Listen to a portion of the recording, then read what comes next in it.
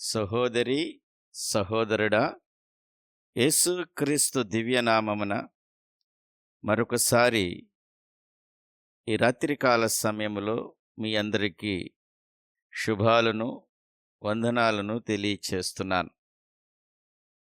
దేవాతి దేవుడు మనతో మాట్లాడుచున్న మాట విందాం. యెషయా గ్రంథము 44వ అధ్యాయము 26వ వచనము, 2వ భాగం. నేను ఆజ్ఞ ఇచ్చియున్నాను, దాని పాడైన స్థలములను బాగు చేయువాడును నేనే. దేవుని బిడ్డలారా, విన్నారా? దేవుడు మన పట్ల ఎంత శ్రద్ధ కలిగి ఉన్నాడో. ప్రభువారు నిన్ను నన్ను ఆయన కనిపెట్టుచుంటాడు. మన నడతలను గమనిస్తూ ఉంటాడు. మనలను ఆయన నిత్యము గమనిస్తూ ఉంటాడు. మర్చిపోవద్దు దేవుని బిడలారా. కొన్నిసార్లు చేయి జారిపోయిన పరిస్థితులు ఎదురవుతాయి. అలాంటి సమయంలో ఎంతో బాధపడతాం. మన ఆర్థిక పరిస్థితులు కూడా కొన్నిసార్లు సుడిగుండాలుగా మారిపోతాయి. అలాంటి పరిస్థితులు వచ్చినప్పుడు, అలాంటి బాధలు వచ్చినప్పుడు మనం విలపిస్తాం, ఏడుస్తాం, బాధపడతాం. నువ్వు ఏ విషయంలో పడిపోయావో, ఏ విషయంలో నువ్వు జారిపోయావో,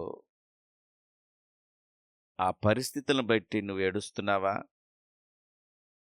కంగారు పడద్దు. ప్రభువారంటున్నాడు, నేను పాడైన స్థలములను బాగు చేయువాడునని. దేవుని బిడ్డలారా, ఈ మాట ఎంత ఆదరణ ఇస్తుంది మనకి. నీ కుటుంబ పరిస్థితులు పాడైపోయి ఉండవచ్చు. ఆయన బాగు చేస్తానంటున్నాడు. దేవునికి మహిమ కలుగునుగాక.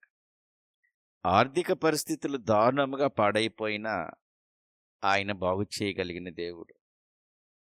రోగం చేత నీ శరీరం క్షీణించిపోయినా శరీరాన్ని బాగు చేయగలిగిన పరమ వైద్యుడు ఆయన.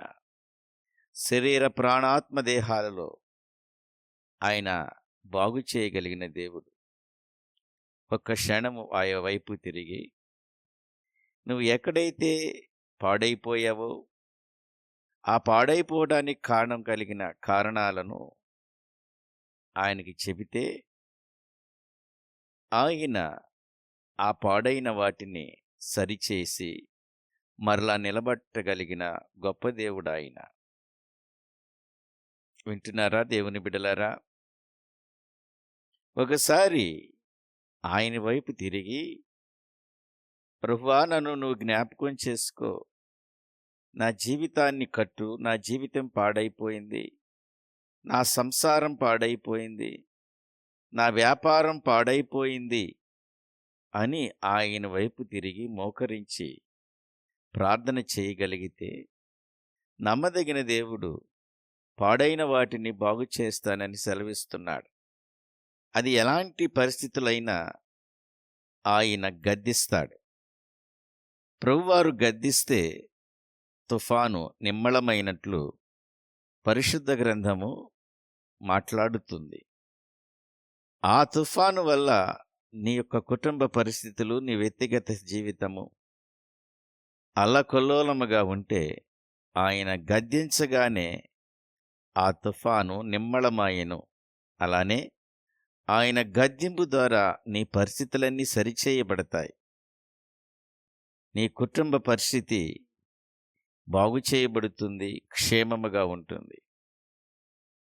ఆయన ఒకసారి ఆ పడవలో అడుగు పెడితే జీవితములో ఎన్ని సమస్యలున్నా సమసిపోతాయి. ఆమేన్. ఆయన ఒకసారి కానానులో అడుగు పెట్టాడు. ఆగిపోయిన పెండ్లి కళకళలాడింది. మన జీవితంలో ఆయన అడుగు పెడితే మన జీవితము, మన కుటుంబము, మన కలిగిన యావత్తు కళకళలాడిపోతుంది. దేవునికి మహిమ. నువ్వు ఒక మాట, ప్రభువా, నా పడవలోకి కాలు పెట్టమని ప్రార్థన చేయి. నా జీవితంలోకి ప్రభు అడుగు పెట్టమని ప్రార్థన చేస్తే ఆయన ఖచ్చితంగా నీ జీవితంలో ఆయన అడుగు పెడతాడు. ఆ పడవలో చేపలు లేవు. ఎప్పుడైతే అడుగు పెట్టాడో, వల విసరమన్నాడో, అపారమైన చేపలు పడ్డాయి. దేవునికి మహిమ. అలానే నీ కుటుంబంలోకి ఆయన కాలు పెడితే నీ ఆర్థిక పరిస్థితులన్నీ సమృద్ధిగా తీర్చబడతాయి. ఆమేన్. ఆయన వైపు తిరుగు. ఆయన కృపను కోరుకో. దేవా, నా కుటుంబంలోకి మీ కాలు పెట్టమని ఆయన వేడుకో. ఖచ్చితంగా ఆయన వచ్చి పాడైపోయిన వాటిని నీ జీవితంలో ఆయన సరిచేసి మళ్ళా కట్టగలిగిన దేవుడు. ఈ మాటలు వింటున్న దేవుని బిడ్డలారా, నువ్వు ఎక్కడ పాడైపోయావో దేవునికి చెప్పు. అయ్యా, నన్ను కట్టు అని ఆయన అడుగు. నమ్మదగిన దేవుడు ఆయన. నీ జీవితాన్ని కడతాడు.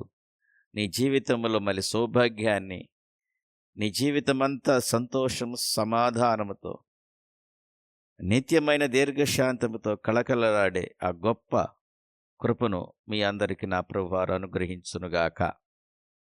రండి ప్రార్థన చేసుకుందాం తలలు వంచుకుంటే. కృపాసత్య సంపూర్ణుడా, ఆశ్చర్యకరుడా, ఆలోచనకర్త, బలవంతుడైన దేవుడా, నిత్యుడకు తండ్రి, సమాధానపతి, పగలంతా తండ్రి నీ ఉచితమైన ప్రేమలో కాచి కాపాడి రక్షించినందుకు నీకు స్తుతులయ్యా.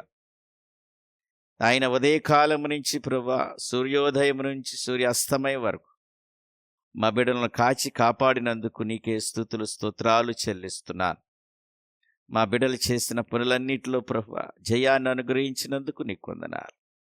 వారి చేతుల కష్టార్జితాన్ని ప్రభువా దీవించి ఆశీర్వదించండి ప్రభువా.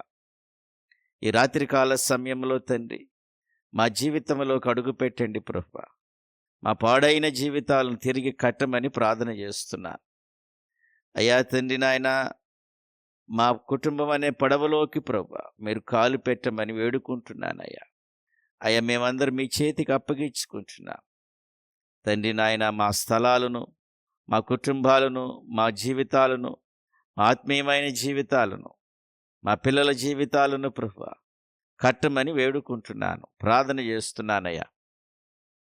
చిన్న బిడ్డలను, వృద్ధులను, బాలింతలను జ్ఞాపకం చేసుకోండి. వారికి తండ్రి నాయన నీ యొక్క కాపుదల అనుగ్రహించమని, ఆశీర్వదించమని ప్రార్థన చేస్తున్నాను. ఎవరికైతే ప్రభువా గర్భఫలము లేదో తండ్రి, ఆ గర్భఫలం లేని బిడ్డల కొరకు ప్రత్యేకంగా ప్రార్థన చేస్తున్నారు. అయ్యా, వారి కుటుంబంలోకి తండ్రి నీ ఆత్మతో కాలు పెట్టమని ప్రార్థన చేస్తున్నాను తండ్రి నాయన. వారికి ప్రభువా మీరే గర్భఫలాన్ని అనుగ్రహించి తృప్తిపరచమని వేడుకుంటున్నానయ్యా.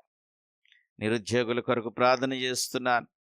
అయ్యా, వారికి ఒక మంచి జాబును అనుగ్రహించండి, సహాయం చేయమని వేడుకుంటున్నాను. వివాహం కాని బిడ్డలకు వివాహం జరుగులాగానే సహాయం చేయండి. సాటి అయిన సహాయం బిడ్డలకు అనుగ్రహించండి.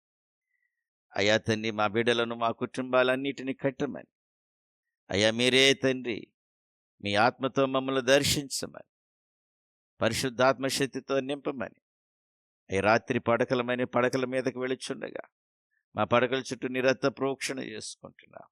యేసు రక్త ప్రోక్షణ పడకల చుట్టూరు తండ్రి, యేసు రక్త ప్రోక్షణ మా యొక్క గృహముల చుట్టూలు ప్రోక్షించుకుంటున్నామయ్యా. ఆయన ప్రియులు నిద్రిస్తుండగా వారిని ఆశీర్వదిస్తానని సెలవిచ్చిన మాటను స్థిరపరుస్తూ తండ్రి నాయన, ఈ ప్రార్థనలన్నిటినీ ప్రభువా మీ సన్నిధిలో చేర్చుకోమని, ఎవరైతే ఈ ప్రార్థనలో ఏకీభవించారో వారందరిని జ్ఞాపకం చేసుకోమని, వారి అవసరతలన్నీ తీర్చమని, సహాయము చేయమని, ఘనత, మహిమ, ప్రభావాలు మీకే చెల్లిస్తూ యేసుక్రీస్తు దివ్యనామములో అడిగి వేడుకుని ప్రార్థన చేయుచున్నాను పరమ తండ్రి, ఆమేన్. సహోదరి సహోదరుడా, ఈ ప్రార్థనలు మీకు ఆశీర్వాదకరముగా, దీవెనకరముగా ఉంటాయి. ఈ ప్రార్థన ద్వారా మీరు పొందిన మేలులను, సాక్ష్యాలను కామెంట్స్ రూపంలో తెలియచి, మీ ప్రార్థన అవసరతలు కూడా కామెంట్స్లో రాయండి. మీ కొరకు మేము ప్రార్థిస్తున్నాము. ఈ పరిచర్యలు మేమందరినీ ఆహ్వానిస్తున్నాం. మనమందరం కలిసి దేవుని పరిచర్య చేద్దాం. దేవుడు మిమ్మల్ని దీవించి ఆశీర్వదించునుగాక.